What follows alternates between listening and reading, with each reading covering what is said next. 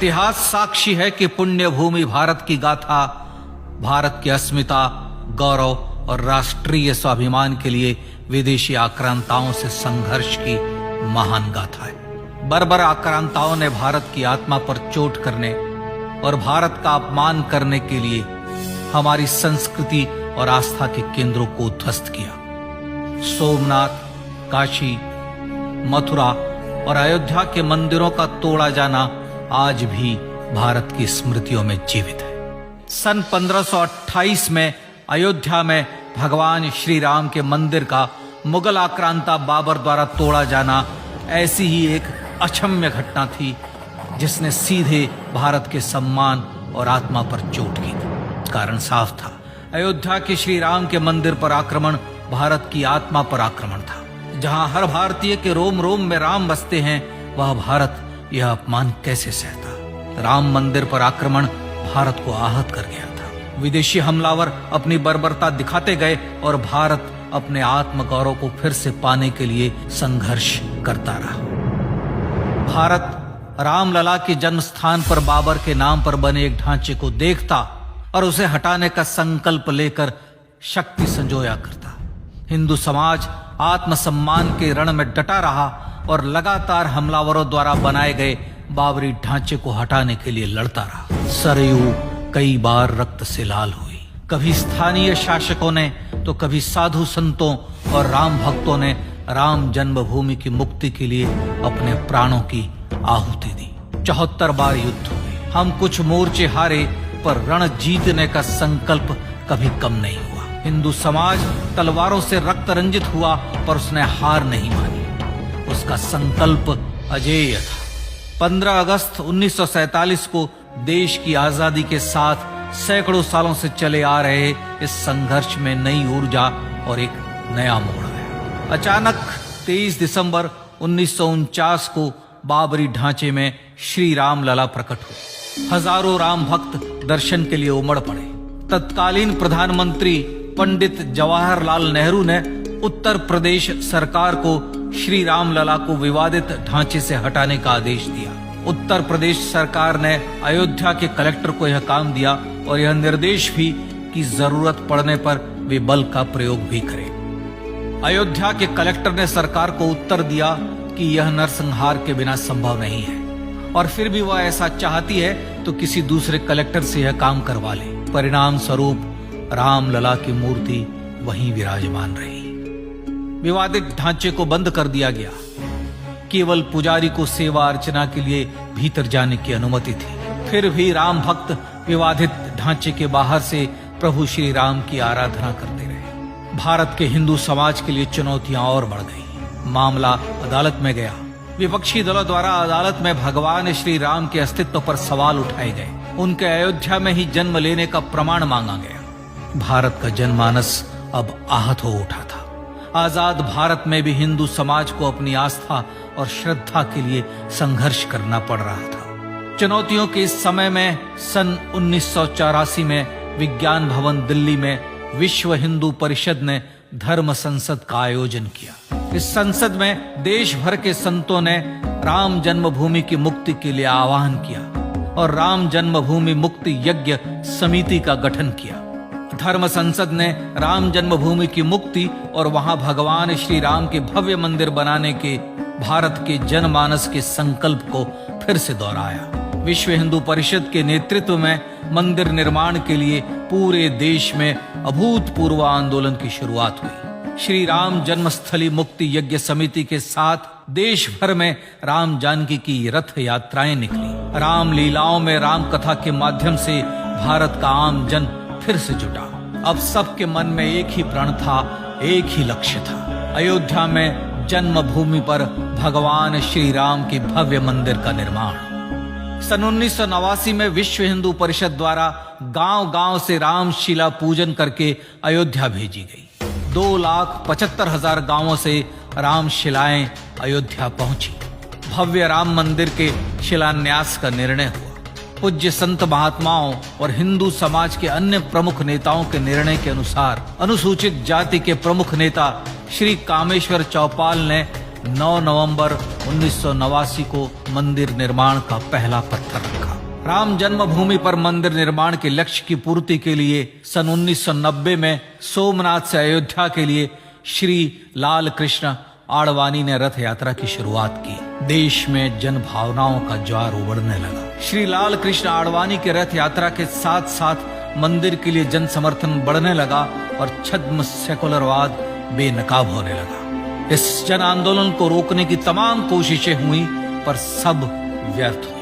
विश्व हिंदू परिषद ने देशवासियों से अयोध्या में जन्मभूमि पर मंदिर निर्माण के लिए 30 अक्टूबर और 1 नवंबर 1990 को कार सेवा का आह्वान किया। परिणाम स्वरूप लाखों राम भक्त कार सेवा के लिए देश के कोने कोने से अयोध्या आए। इससे देश की एकात्मता का विराट दर्शन हुआ। कार सेवकों को रोकने के लिए उत्तर प्रदेश के तत्कालीन मुख्यमंत्री श्री मुलायम सिंह यादव ने अयोध्या में परिंदे को भी पर न मारने देने की घोषणा की। स्थितियां गंभीर हो गई। अयोध्या से 200 किलोमीटर दूर रेलगाड़ियां रोक दी गई। अयोध्या युद्ध भूमि बना दी गई। मार्ग बंद, रेल बंद, चप्पे चप्पे पर पुलिस। अयोध्या सैनिक छावनी में बदल गई। राम नाम पर ऐसी पाबंदी कि अर्थी ले जा रहे लोगों तक को रोका गया क्योंकि वे राम नाम सत्य कह रहे थे। लेकिन सैकड़ों किलोमीटर की यात्रा कर कार सेवक अयोध्या पहुंचने लगे। राम के गीत गाते, होठों पर हंसी और पांव में छाले लिए राम काज के लिए राम भक्त देश विदेश से अयोध्या पहुंच ही गए। कार सेवकों पर गोलियां चली। अनेक कार सेवक शहीद हुए। आजाद भारत में जन्मभूमि पर राम मंदिर के लिए कार सेवकों ने फिर एक बार अपना बलिदान दिया, पर कार सेवकों ने विवादित ढांचे पर भगवा फहरा ही दिया और इस तरह कार सेवा सफल हुई। श्री राम जन्मभूमि आंदोलन ने भारत की सुप्त आत्मा को झकझोर कर जगा दिया था। विश्व हिंदू परिषद ने फिर एक बार 6 दिसंबर 1992 को कार सेवा का आह्वान किया।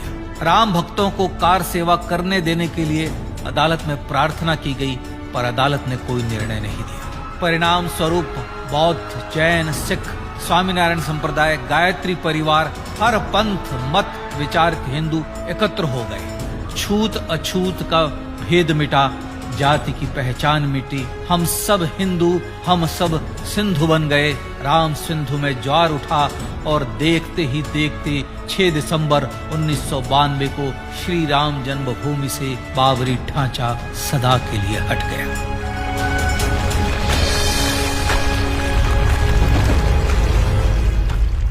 यह क्षण शौर्य, न्याय और सत्यमेव जयते का क्षण था। यह तो धर्मस्ततो जय का क्षण था। पर संघर्ष की गाथा यहां जाकर भी नहीं रुकी। छद्म सेकुलरवादियों द्वारा भारत और भगवान श्री राम के इतिहास को झुठलाने के लिए अदालतों में चुनौतियों का सिलसिला चलता रहा, जो 1950 से चल रहा था। हिंदू सिखों के बीच से गुजरते हुए भगवान श्री राम का दर्शन करने के लिए विवश थे। यह स्थिति थी आजाद भारत में श्री राम और राम भक्तों की। पर सत्य को तो जीतना ही था। आखिरकार देश के सर्वोच्च न्यायालय के 5 जजों की खंडपीठ ने 9 नवंबर 2019 को ऐतिहासिक निर्णय दिया और यह कहा कि अयोध्या जन्मभूमि परिसर की पूरी 67 एकड़ भूमि रामलला की, और न्यायालय ने भारत सरकार को जन्मभूमि पर मंदिर बनाने के लिए एक ट्रस्ट बनाने का आदेश दिया। सर्वोच्च न्यायालय के आदेश के अनुसार भारत सरकार ने 5 फरवरी 2020 को श्री राम जन्मभूमि तीर्थ क्षेत्र नाम के ट्रस्ट का गठन किया और राम जन्मभूमि न्यास की भूमि जो सरकार द्वारा अधिग्रहित की गई थी उसे ही नवनिर्मित न्यास को वापस दे दिया गया। 5 अगस्त 2020 को भारत के प्रधानमंत्री श्री नरेंद्र मोदी ने श्री राम जन्मभूमि तीर्थ क्षेत्र के अध्यक्ष पूज्य महंत नृत्य गोपाल दास, राष्ट्रीय स्वयंसेवक संघ के पूज्य सरसंघ चालक डॉक्टर मोहन भागवत एवं उत्तर प्रदेश के मुख्यमंत्री श्री योगी आदित्यनाथ की उपस्थिति में श्री राम जन्मभूमि पर भगवान श्री राम के भव्य मंदिर के लिए भूमि पूजन कर निर्माण कार्य का शुभारंभ किया। इस तरह लगभग 500 वर्षों से राम जन्मभूमि की मुक्ति के संघर्ष का पटाक्षेप हुआ। अपने आत्मसम्मान और राष्ट्रीय अस्मिता के लिए इतना लंबा संघर्ष विश्व के इतिहास में बेजोड़ है। श्री राम भारत की आत्मा, भारत की परिभाषा, हमारे राष्ट्रीय आदर्शों और जीवन मूल्यों के प्रतिनिधि मर्यादा पुरुषोत्तम हैं, जो हर हिंदू के होठों पर जन्म से मृत्यु तक रहे। बस यही हर हृदय में प्रार्थना होती है। राम भारतीय राष्ट्रीय स्वाभिमान और आसेतु हिमालय से समुद्र पर्यंत तक जन जन को एकात्मता के बंधन में बांधने वाले रक्षा सूत्र है। अयोध्या स्थित श्री राम जन्मभूमि पर बाबर का हमला वास्तव में भारत के स्वाभिमान और राष्ट्रीयता पर हमला था। प्रधानमंत्री श्री नरेंद्र मोदी द्वारा श्री राम जन्मभूमि पर राम मंदिर का पुनः निर्माण न केवल बाबरी मानसिकता का पराभव है, बल्कि संपन्न, सुखी, सुसंस्कृत, सर्वशक्ति संपन्न स्वराष्ट्र का सूर्योदय भी है। यह उस राम राज्य की दिशा में वह कदम है जिसकी अभिलाषा राजराजेंद्र चोल, कृष्णदेव राय, छत्रपति शिवाजी महाराज से लेकर महात्मा गांधी तक ने की थी।